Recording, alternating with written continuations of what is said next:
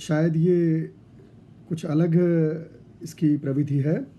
तो एक बार फिर से मैं आप सभी का स्वागत करता हूँ, अभिनंदन करता हूँ। इस गर्मी के मौसम में आपने समय निकाला और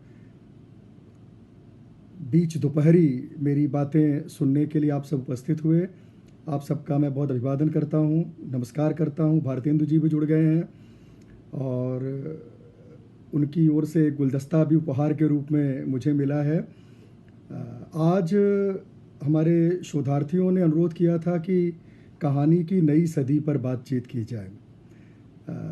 यूँ तो फेसबुक पर बहुत गंभीर चर्चा के लिए अवकाश कम होता है, लेकिन इन दिनों लॉकडाउन के चलते हम लोग इस तरह के अलग अलग प्रयोग कर रहे हैं और उन्हीं प्रयोगों के सिलसिले में जब ज्ञानेंद्र ने मुझसे आग्रह किया कि मैं कोई लाइव उनकी व्याख्यानमाला का हिस्सा बनूं, तो मुझे पहले बहुत असमंजस था, क्योंकि किसी भी नई तकनीकी के साथ जुड़ने में जो एक सामान्य असमंजस होता है वह मुझे भी था। लेकिन अभी आपकी बहुत सारी लाइक और इतने सारे प्यार के जो चिन्ह दिख रहे हैं, उसको देखकर लग रहा है कि मुझे कुछ हौसला भी आ रहा है और मैं कुछ बातें आपसे कर पाऊँगा। नई सदी की कहानियों के युवा परिदृश्य पर मुझे बात करनी है। यूँ तो ये कोई बहुत सोच समझ के दिया हुआ विषय नहीं है और न ही उतनी तैयारी मेरे पास है, क्योंकि नई सदी हिंदी कहानी की भी लगभग 20 वर्ष बिता चुकी है। और इस कोरोना काल में जबकि हजारों कहानियाँ रोज़ घटित हो रही हैं, ऐसे में कहानियों पर बात करना और निकट की 20 वर्ष की कहानियों पर बात करना, जहाँ पर लगभग शताधिक कथाकार सक्रिय हों और वे निरंतर कहानियाँ लिख रहे हों, 500 से अधिक कहानी संग्रह, एक अनुमान ही कह रहा हूँ, प्रकाशित हो चुके हों और लगभग औसतन एक अंक में 8 से 10 कहानियाँ मासिक पत्रिकाओं में भी प्रकाशित हो जाती हैं। ऐसे में कहानी के युवा परिदृश्य पर बात करना ये बड़ी चुनौती है। लेकिन मैं कुछ छोटी छोटी बातें, जिसको मैं कहूँगा कि कुछ फुटकर बातें, मैं आप सबके समक्ष रखना चाहूँगा। चूँकि ये पहला अनुभव है, इसलिए हो सकता है कि मैं समय का ध्यान न रख पाऊँ या फिर कुछ बातें मैं ऐसी भी कह जाऊँ जो निश्चित रूप से विवादास्पद लगे, तो आप हमें ज़रूर टोकिएगा। आपके सुझावों, आपके मार्गदर्शन का मुझे इंतज़ार रहेगा। ऐसे भी समकालीन रचनाशीलता पर बोलना चुनौतीपूर्ण होता है और जिस माध्यम पर मैं ये बातचीत कर रहा हूँ, तमाम सक्रिय कथाकार जिन पर मैं आज बात करूँगा और जिन पर बात करने का अवकाश नहीं रहेगा, हो सकता है वे भी लाइव हों और इस मंच से मुझसे मुखातिब हों। तो मैं पहले ही ये कह देना चाहूँगा कि ये बिल्कुल शुरुआत है और कुछ मोटा मोटी बातें ही हम लोग इस प्लेटफॉर्म पर आज कर पाएंगे। लेकिन अगर यह सफल रहा तो इस तरह की एक बड़ी बातचीत का मौका भी बनेगा और मुझे उसकी प्रतीक्षा रहेगी। जैसा मैंने कहा कि यह कहानी की दूसरी सदी है। 20वीं सदी के आरंभ में कहानी का आरंभ होता है और अब जबकि कहानी एक सदी का सफ़र पूरा करके दूसरी सदी में प्रवेश कर चुकी है और इस दूसरी सदी के भी 2 दशक बीत चुके हैं, तो जाहिर है कि इन 2 दशकों में जो कुछ भी रचा गया है उस पर बातचीत होनी चाहिए। मैं ऐसा मानता हूँ कि कहानी एक बहुत ही सार्थक विधा है, एक कारगर भी है कि अन्य माध्यमों की तुलना में इसकी संप्रेषणीयता बहुत ज़्यादा है और यह बहुत बड़े क्षेत्र तक, बहुत बड़ा विस्तार है इसका और कहानियाँ सहज सरलता से संप्रेषित हो जाती हैं। तो मैं ये देखता हूँ कि जब कहानी की शैशवावस्था थी, जब हिंदी में कहानियों की शुरुआत हुई और जिन्हें पहली कहानी का दर्जा दिया गया, और जो पहली कहानियाँ हमारे 20वीं सदी के आरंभ में चर्चित हुईं, उनको देखें तो 2-3 चीज़ें बहुत उभर कर सामने आती है। मैं कहता हूँ कि ये कहानियाँ जो भी हमारी दुनिया में अस्तित्व में आईं, हिंदी में भी, देश और दुनिया में भी, उसका जो मुख्य विषय रहा वह रहा प्रेम। इंसान का प्रेम, मनुष्य का प्रेम, और यह प्रेम के जितने भी रूप हैं वे सारे रूप हमारी कहानियों में दर्ज हुए। प्रेम के साथ दूसरी बात रही वह रही प्रतिरोध की। आप टोकरी भर मिट्टी को याद कीजिए। ऐसा नहीं है कि मैं 20वीं सदी में ही रह जाऊंगा, मैं केवल एक उदाहरण भर दे रहा हूं। वहाँ जिस तरह से कथाकार ने एक कहानी के माध्यम से पूरी सामंती व्यवस्था पर प्रतिरोध दर्ज किया था, और एक प्रेम जो इंदुमती को हुआ था, और उस प्रेम के पार्श्व में जिस इतिहास बोध की चर्चा किशोरीलाल गोस्वामी ने की है, उस इतिहास बोध के कितने परिष्कृत और कितने विकृत रूपों से हिंदी कहानी दो चार हुई है, उसे भी हमें ध्यान में रखना चाहिए।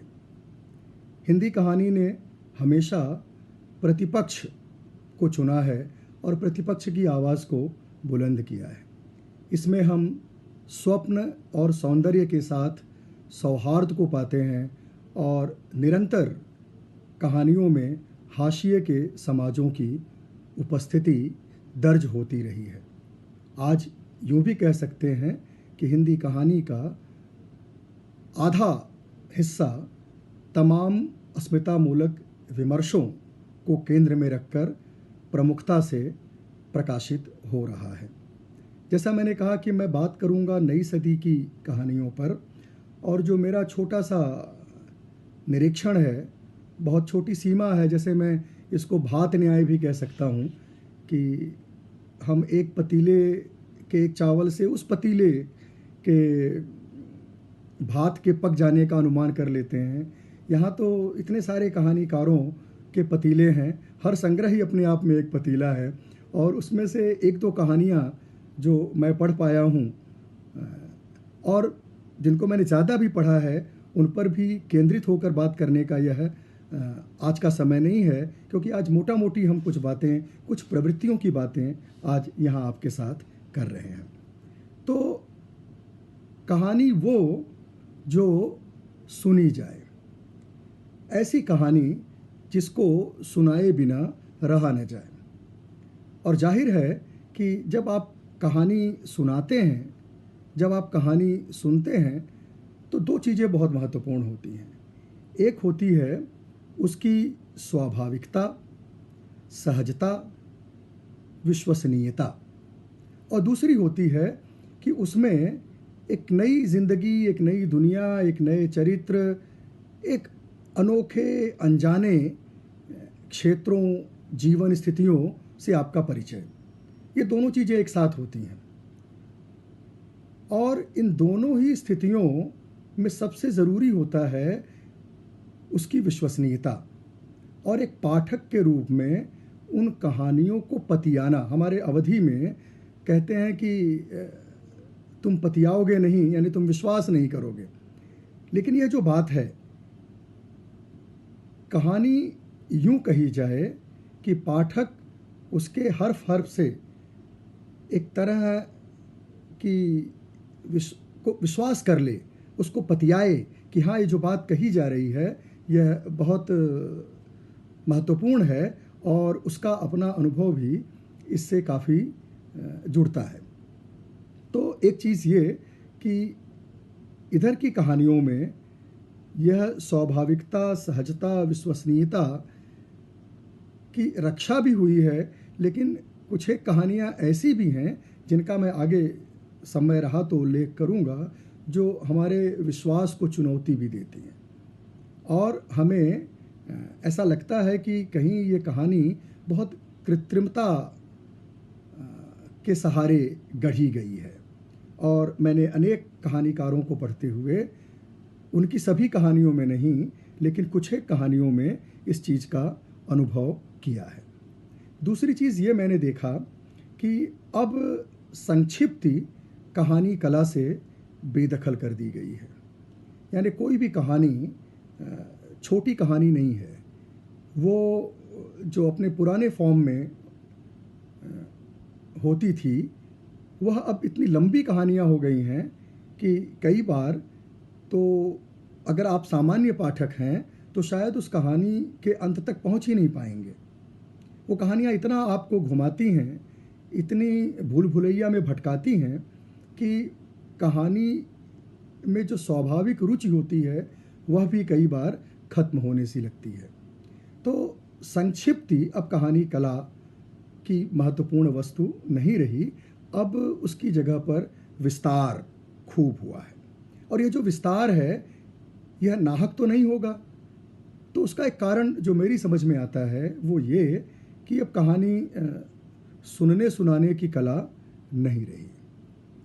अब ज़्यादा जोर हमारे कहानीकारों का है वह दिखाने पर है, और उस दिखाने पर उनका इतना जोर है कि वो इतनी तफसील से विवरण देते हुए आगे बढ़ते हैं कि कई बार ऐसा लगता है कि कहानी का जो मुख्य उद्देश्य है, यह भी आजकल बातें नहीं कही जाती हैं कि कहानी का कोई उद्देश्य होना भी चाहिए, लेकिन जो कुछ भी एक पाठक के रूप में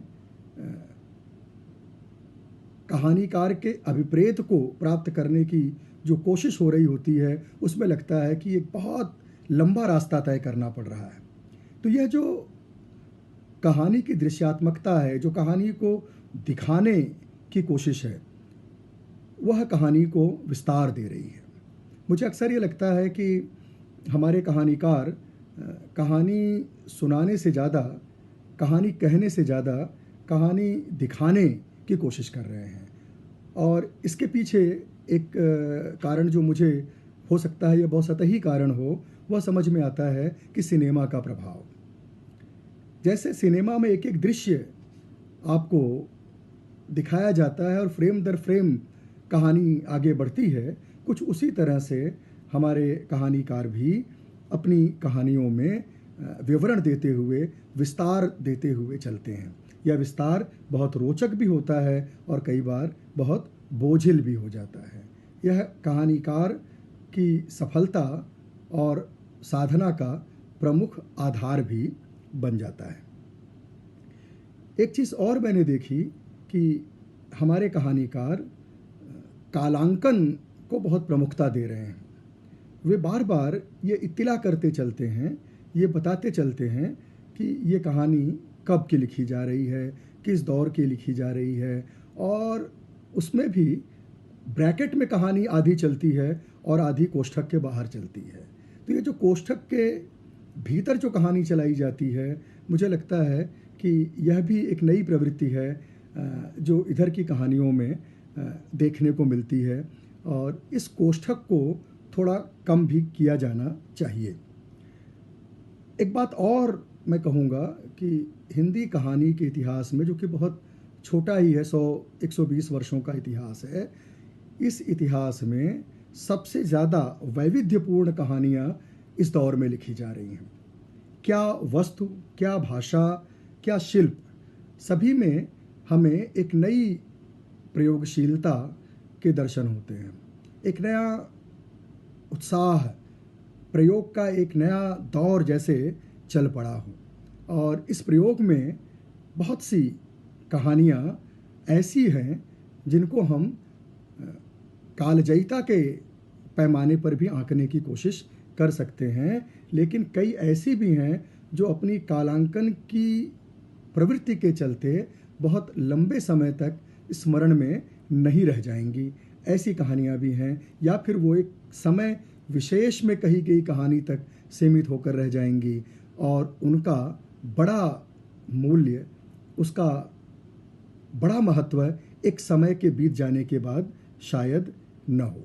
एक चीज़ और मैंने देखी कि हमारे कथाकार विधाओं में खूब तोड़फोड़ कर रहे हैं, खूब आवाजाही कर रहे हैं, और मुझे लगता है कि ये एक अच्छी बात है। ये जितनी भी गद्य विधाएं जिनमें थोड़ा भी कथा तत्व होता है, वे नाटक से लेकर के संस्मरण, रेखाचित्र, डायरी, रिपोर्टाज, पत्र तक, इन सब को इस तरह से कथा के शिल्प में पिरो दिया गया है कि पढ़ते हुए बहुत कम एहसास होता है कि कहानी कब रेखाचित्र की शैली में आगे बढ़ रही है, कि कहानी में कब यात्रा वृत्त आ गए हैं, कब कहानी ने डायरी की शक्ल अख्तियार कर ली है।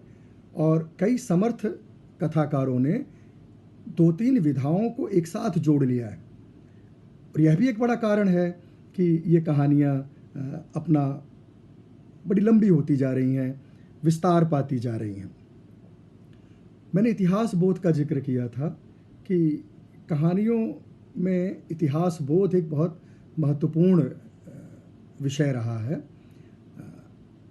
आरंभ से लेकर और हम कहें तो आज तक की कहानियों में भी इतिहास को बहुत खूबसूरती से कहानियों में पिरोने की कोशिश की गई है। यह जो इतिहास को पिरोने की बात है, इसमें निकट अतीत से लेकर के सुदूर अतीत तक, मैं तो कहूँगा कि पुराणों तक की कहानियों को वर्तमान कथाक्रम में पिरोने की कई सार्थक कोशिशें हुई हैं और कई असफल प्रयास भी हुए हैं। मैं कई कहानियों से गुजरते हुए मैंने देखा कि किस तरह वे एक इतिहास कथा के समानांतर एक वर्तमान कथा हमारे समक्ष प्रस्तुत करते हैं। और इतिहास बोध अपने आप में कहानीकारों के लिए आरंभ से लेकर आज तक बड़ी चुनौती रहा है।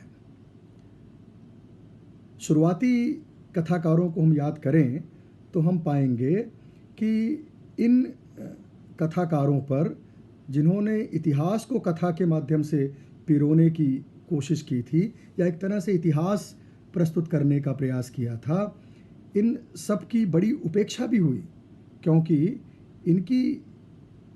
इनके इतिहास लेखन की जो एक रास्ता थी या जो दृष्टि थी या जो उसके पीछे की छिपी हुई राजनीति थी, एक काल विशेष में उसने भी इस देश को बहुत, इस देश की सोच को, इस देश की समझ को, इसकी साझी संस्कृति को भी काफ़ी कुछ नुकसान भी पहुंचाया है। इसलिए अगर किसी रचनाकार का इतिहास बोध परिष्कृत नहीं है, निष्कलुष नहीं है, और वह इतिहास को कहानियों में पिरोने की कोशिश करता है, तो उसके खतरनाक परिणाम भी हो सकते हैं। मैं इस बात की तसल्ली पाता हूँ कि हमारे जो युवा कथाकार हैं, और एक बात मैं और स्पष्ट कर दूँ, मैं जो भी बात कर रहा हूँ वो विगत 20 वर्षों में प्रकाशित हुई कहानियों के बारे में बात कर रहा हूँ।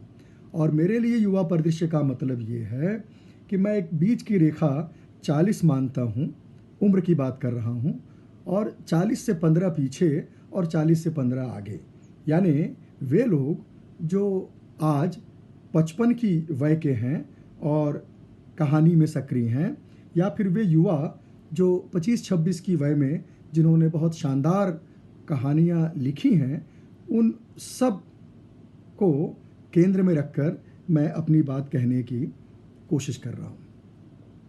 मैंने ये पाया है कि कहानी में अगर सहजता नहीं है, स्वाभाविकता नहीं है, कहानी अगर वो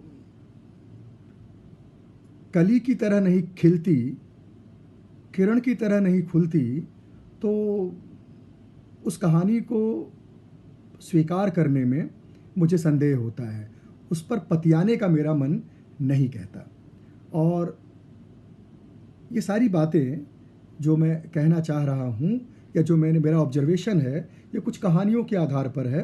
कहानियाँ तो वे सैकड़ों होंगी, लेकिन मैं कुछ कहानियों का जिक्र भी करूँगा, क्योंकि इस पूरे संवाद को एक समय में हमें समाप्त करना है।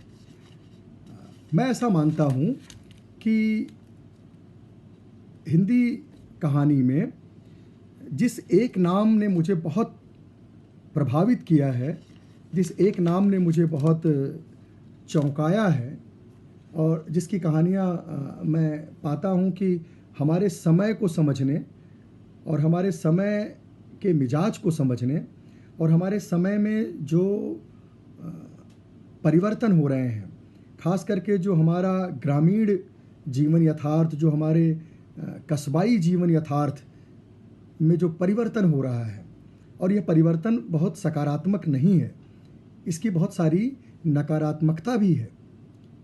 हमारी संस्कृति, हमारी सोच को जो बहुत गहरे भूमंडलोत्तर परिदृश्य प्रभावित कर रहा है, उसको जिन कथाकारों ने बहुत बारीकी से सतह को भी और अतल को भी उकेरने में सफलता पाई है, उसमें मैं पंकज मित्र को एक बहुत ही महत्वपूर्ण हस्ताक्षर के रूप में देखता हूँ। यूँ तो कहानियों की इस चर्चा की शुरुआत मैं संजय खाती की एक कहानी से करना चाहता हूँ। आप सब परिचित होंगे, पिंटी का साबुन। यह 1996 में संग्रह प्रकाशित हुआ था इसी नाम से, पिंटी का साबुन। और इस कहानी में मैं ऐसा पाता हूँ कि जो 80 के बाद जिस भारत के बदलने की शुरुआत हुई थी, 82 में रंगीन टेलीविज़न के आने के बाद जिस तरह से उपभोक्तावाद का दौर दौरा शुरू हुआ था, और वह आगे जिस तरह से बढ़ कर के एक बड़े भूमंडलीकरण के रूप में हमारे समक्ष उपस्थित हुआ है, उसकी शिनाख्त इस कहानी में मैं देखता हूँ। एक बात जो कहना मैं भूल गया, वो ये कि इस दौर की जो हमारी कहानियाँ हैं वो बहुत प्रतीकात्मक हैं। शायद ही इतनी प्रतीकात्मक कहानियाँ, इतने लक्ष्यार्थ और व्यंग्यार्थ को व्यक्त करने वाली कहानियाँ इस दौर के पूर्व लिखी गई थी। यूँ भी कहानी में बहुत ज़्यादा लक्षणा व्यंजना की गुंजाइश नहीं होती है, फिर भी उसमें जिस तरह के काव्यात्मक बिंब सिरजे गए हैं और जिस तरह से कहानी में प्रतीकात्मकता को प्रस्तुत किया गया है, वह बहुत ही महत्वपूर्ण है। तो पिंटी का साबुन इस कहानी में एक बालक है, यही बालक जो हमारी ही उम्र का है, और इसे एक साबुन मिल गया है, और उस साबुन के मिल जाने से उसका अपने परिवार के प्रति जो दृष्टिकोण है, उसका जो अपने परिवार के साथ संबंध है, जो उसका अपनी माँ, अपनी बहन, अपने भाई, अपने पिता, अपने काका के साथ जो उसका रिश्ता है, वह कैसे प्रभावित हो जाता है, कैसे वह सबसे अलग हो जाता है, सबसे टूट जाता है, सबसे अपने को दूर कर लेता है, उसकी अपनी सारी सक्रियता खत्म हो जाती है। जिसे मैदान में खेलना था, वो अपने साबुन को बचाए रखने के लिए मैदान के बाहर खड़ा होने लगता है, और उस एक तिलिस्मी चीज़ को वह कई तरीकों से भुनाने की कोशिश करता है। पाता क्या है यह तो उस कहानी में समझ में नहीं आता, लेकिन वो जो खोता है वो बहुत महत्वपूर्ण है। वह खोता क्या है? वह अपने पिता की नाराज़गी मोल लेता है, और इस तरह से अगर उसकी प्रतीकात्मकता में हम जाएं तो वह अपनी परंपरा से विमुख होने लगता है। माँ से उसी साबुन को लेकर उसका विवाद होता है, और इस तरह से वह प्रकृति से दूर होने लगता है। दूसरी तरफ बहन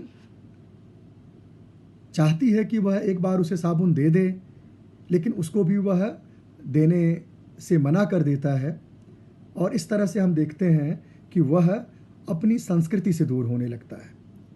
काका जो उसके लगभग उम्र का है, जो उसके द्वारा लोटे से मार खा जाने के बाद, सर फूट जाने के बाद भी वह शिकायत नहीं करता, यानी सद्भाव, भाईचारा, और अपने दोस्तों मित्रों से जिस तरह वह अलग हो जाता है, यह है उसका परिवेश, अपने पास परिवेश से उसका अलगाव। तो एक छोटी सी कहानी, एक छोटे से साबुन की टिकिया के बहाने हम पाते हैं कि कथाकार प्रतीकात्मक रूप से उस समय की ओर हमें संकेत दे रहा है जो आज का हमारा समय है। यानी 96 में जो हमारी चिंता के संकेत मिल रहे थे, आज हम सब लगभग उसी तरह जिंदगी जीने को अभिशप्त हो गए हैं। ये अभिशाप ही है कि आज हम लॉकडाउन में इस तरह बैठकर एक दूसरे के साथ एक कृत्रिम संवाद कर रहे हैं, एक नकली संवाद कर रहे हैं। पता नहीं यह संवाद हम में कितना सार्थकता देगा और यह कितनी दूर तक जाएगा। तो वह जो संजय खाती की कहानी से संकेत मिलता है, मैंने कहा था कि केवल एक कहानी मैं ऐसी ले रहा हूं जो 20 वर्ष पहले प्रकाशित हुई है, इसके बाद की सारी कहानियां आज की कहानियां हैं। मैं बात कर रहा था पंकज मित्र की, और उनकी कहानियों में हुड़ुक लुल्लू, क्विज मास्टर, बिलौती महतो की उधार फिकिर, जिद्दी रेडियो, सोहर भुइयां की बकरिया, फेसबुक मेंस पार्लर, ऐसी अनेक कहानियाँ हैं जो ग्राम और कस्बों में और ख़ास करके युवा पीढ़ी में जो बदलाव आ रहे हैं, खासकर कथित संचार क्रांति के बाद जो बदलाव आ रहे हैं, और उन बदलावों के चलते कितनी तेज़ी से जनरेशन गैप हुआ है। नई कहानी में भी जनरेशन गैप को बखूबी उभारा गया था, लेकिन आज का जो जनरेशन गैप है वह पिछली कहानियों की तुलना में, पिछले समय की तुलना में कई गुना बढ़ गया है। और ऐसी अनेक कहानियों के माध्यम से हमारी खेती में किस तरह के षड्यंत्र हुए हैं, बहुराष्ट्रीय कंपनियों के, बीज कंपनियों के, किस तरह से उधार की एक संस्कृति विकसित की जा रही है।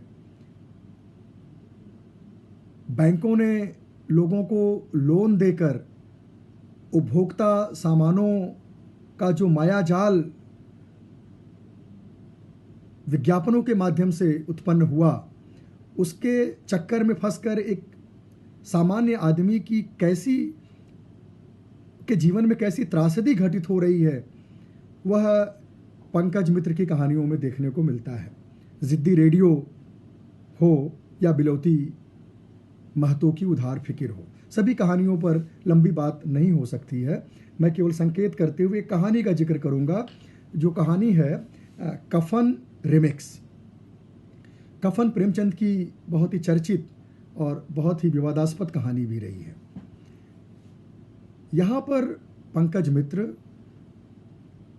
कफन रिमिक्स लेकर आए हैं। फिल्मों में भी हम लोग देखते हैं आजकल खूब सिक्वल्स बन रहे हैं, और सिक्वल्स के आगे की तैयारी भी अब होने लगी है। कफन रिमिक्स में वही घीसू हैं, वही माधव हैं, लेकिन अब वो जी राम और एम राम हैं। स्थितियां कमोबेश वही हैं। दोनों का जीवन बड़ी कठिनाई से बीत रहा है।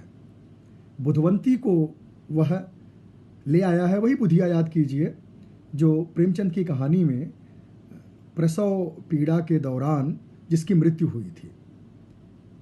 पंकज मित्र की कहानी में भी वही बुधवंती है, वही बुधिया है, वही उसके प्रसव का क्षण है। और उस प्रसव के समय में ही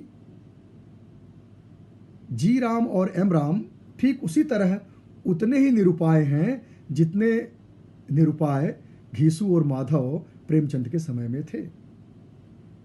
और माधव के हाथ में, एम राम के हाथ में एक मोबाइल है, बहुत ही प्रतीकात्मक है। हमने ये माना था कि ये जो संचार क्रांति है, ये जो छोटी सी डिबियानुमा जो हमें मिली हुई है, यह इस देश को इस दुनिया को काफ़ी कुछ बदलेगी और ख़ासकर जो निचले तबके के लोग हैं उनके जीवन में बड़ा सुधार आएगा। लेकिन वह आशा अभी भी आशा ही बनी है, फलीभूत होते हुए नज़र नहीं आ रही है। वो उस फ़ोन से बार बार फ़ोन लगा रहा है, पता नहीं किसको किसको फ़ोन लगा रहा है, लेकिन कोई भी उसका फ़ोन उठा नहीं रहा है और बुधवंती की मदद का कोई प्रबंध नहीं हो पा रहा है। कहानी में पूरे गांव, क्षेत्र, जवार में किस तरह का भ्रष्टाचार है, किस तरह से सूचना कानून के आ जाने के बाद, सूचना अधिकार के कानून आ जाने के बाद एक नई तरह की दलाली और एक नई तरह की संस्कृति विकसित हुई है, उसका भी उसमें उल्लेख है। और दोनों शराब अब भी पी रहे हैं। बुधवंती की देह ठंडी पड़ जाती है और वे दोनों यह विचार कर रहे हैं कि अब आगे करना क्या है, कि तभी एक फ़ोन आता है। पता चलता है कि कुएं की खुदाई के लिए जो अनुदान मिलना था 1,80,000 वह स्वीकृत हो गया है, लेकिन वह दलित महिला बुधवंती के नाम पर स्वीकृत हुआ है। त्रासदी देखिए कि बुधवंती की तो मौत हो गई है, लेकिन वहाँ पर बुधवंती के कफन और उसके अंतिम संस्कार के मिले पैसों को घीसू और माधव बाजार में भोजन करके शराब पी के उड़ा देते हैं। यहाँ पर घीसू ज़्यादा व्यवहारिक है, जी राम, और वो कहता है कि नहीं, अभी उसको बताओ नहीं कि बुधवंती मर गई है, और वे बुधवंती को अपने घर के पिछवाड़े गड्ढा खोदकर वहाँ दफन कर देते हैं। आप चाहें तो लेखक पर कुछ आरोप भी लगा सकते हैं, दलित विरोधी कहानी का आरोप भी लगा सकते हैं, लेकिन गहराई में जाएंगे तो हम ये समझ पाएंगे कि स्थितियाँ और ज़्यादा विद्रूप हुई हैं और हमारी पीड़ाएं बढ़ गई हैं। मैं एक और कहानीकार का जिक्र करने जा रहा हूँ, सत्यनारायण पटेल। मैंने जब इन कहानियों को पढ़ा, सत्यनारायण पटेल की कहानियों को, तो लोकरस तो था ही, किस्सा गोई तो थी ही, लेकिन एक बड़े साहस की कहानी मुझे मिली जिसका मैं जिक्र यहाँ पर करूँगा। सांप्रदायिकता को लेकर के, खास करके मुस्लिम सांप्रदायिकता को लेकर हिंदी के जो मुख्य धारा के कथाकार हैं, मैं कहूँगा जो चर्चित कथाकार हैं, उन्होंने मुस्लिम सांप्रदायिकता को बहुत कटघरे में खड़ा नहीं किया है। अगर कहीं पर संकेत आते भी हैं तो वो प्रतिक्रिया के रूप में आते हैं, दोनों तरह की सांप्रदायिकता का विवरण देते हुए आते हैं। लेकिन इस कहानी में सत्यनारायण पटेल ने बड़े साहस के साथ मुस्लिमों के भीतर, मुसलमानों के भीतर, मैं जिक्र नहीं करूंगा क्योंकि उदाहरण देने का समय नहीं है, जिस तरह की कट्टरवादिता और एक खास कारण से, उस खास कारण को खास ही रहने देना ठीक है, कहानी पढ़ेंगे तो आप उस खास कारण तक पहुंच जाएंगे। उस खास कारण को वो उसका आधार बताने से भी हिचकते नहीं हैं। और सबसे जो त्रासद पहलू है कि इस सांप्रदायिकता का पोषण कौन कर रहा है। इस सांप्रदायिकता का पोषण करते हुए वह मिलता है